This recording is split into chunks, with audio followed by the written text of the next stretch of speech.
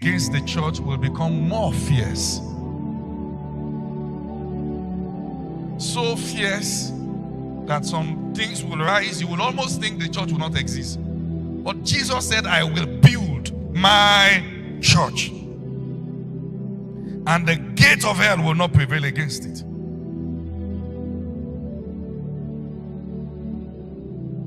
One of the things I want to call your attention to today is that it is our collective responsibility. It's our collective duty to be a part of what God is doing, not just spectators now. There is something in your life that God placed there for you to serve Him with. There's something. A gift, an ability, something. There's something somewhere. There's no one ever in existence that God made and not give the fellow at least a talent. At least one. And you have to find it. You have to find it. One of the reasons why we are dealing with the subject of church ought is to. So we have three destinations in this series. First is family. We have done that for a while. The second is the church. The third is the relationship between the church and the state. We have to prep you for that. We're going to get there. So that we can have correct doctrinal approach, correct biblical approach to what we're doing. Because I've observed that one of the things that the devil uses in tying people down is pain. God doesn't want any of His children to be in pain.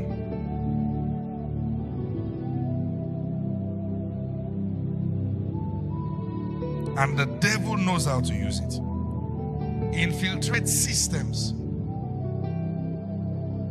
The devil doesn't create, he infiltrates. Let me say it again. The devil doesn't what? Create. He what? Infiltrates. He waits for something to be made, then see how he can infiltrate it. He can't create. He's not a creator. No such ability was given to him. Even the angels that fell with him, God made them. He's never made his own after them.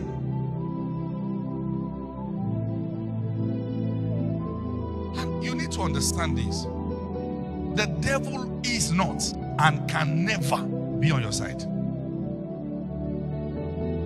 When he shows up, his activity is very clear. To kill, to steal, and to what? Destroy. That's all he wants to do. As quickly as he can. As quickly as he can. And that's why you can see sometimes you are fine. The next moment a thought is coming to your mind. It is taking you from 0 to 100. He wants you to make a decision fast before help comes. He wants to do something irrational. Misbehave. Do this now before they come to help you. Because he knows as long as you are in the company of brethren, help will come. You might be gisting with someone. Are you aware that some of the most prophetic atmosphere is just our normal conversations? Just talking with people, just normal conversation. And there it is. The word God wants to reach you with, that's the word the fellow is saying.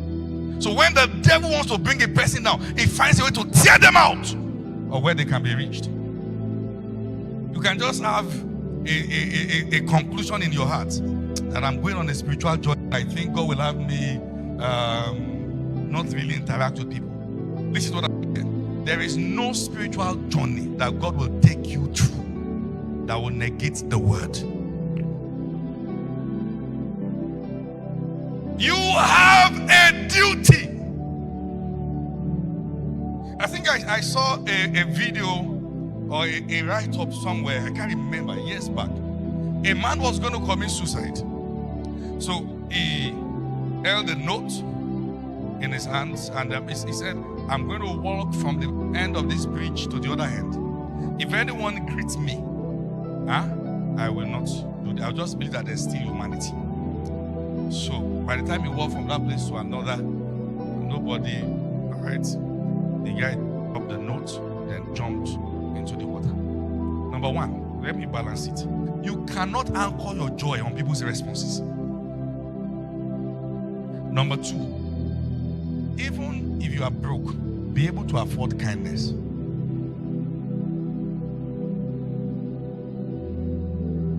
Be kind. Be kind. Whether you believe it or not, we have work. All of us. We have work to do.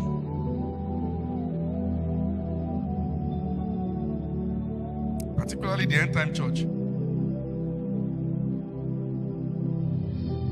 If you decide to sit down and not make yourself available for God's use, let me tell you what Mordecai told Esther. The moment Haman decided, I'm going to kill all the Jews, everyone would believe that, with the exception of Esther. She was a queen.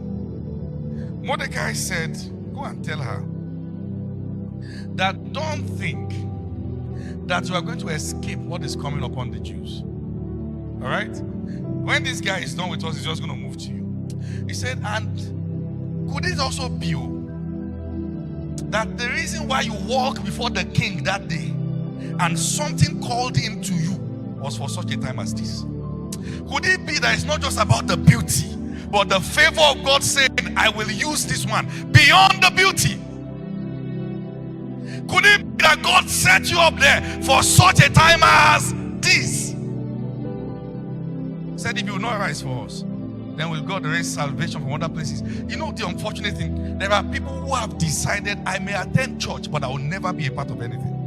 Not financially, not work, nothing. Could it be? Could it be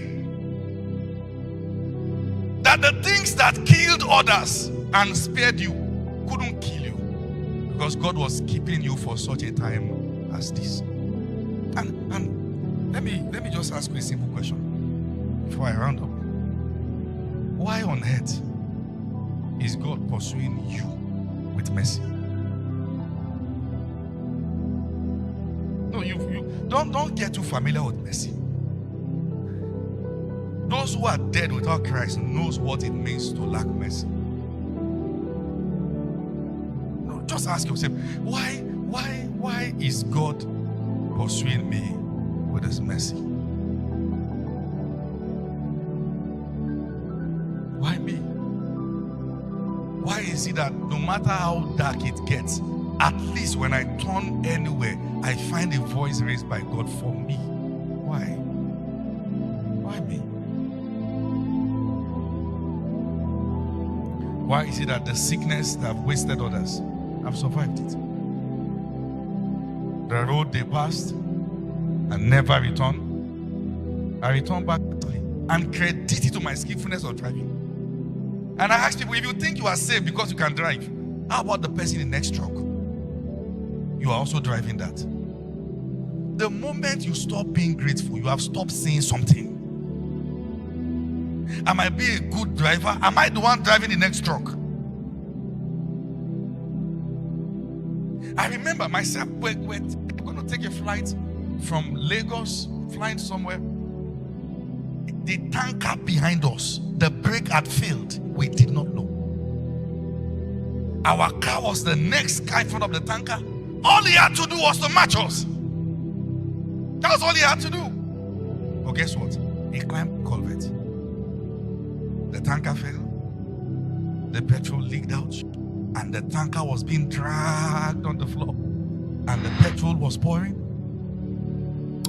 Of course, we came out of our vehicles and ran. There's no apostleship here. You run. Say, do you know who I am? I am Apostle Lazarus. Before you say the la.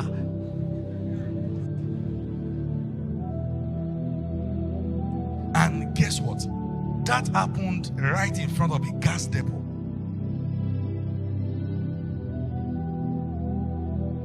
Why is God sparing us? Is it because we are special? No. Is it that those who died are not special? They are.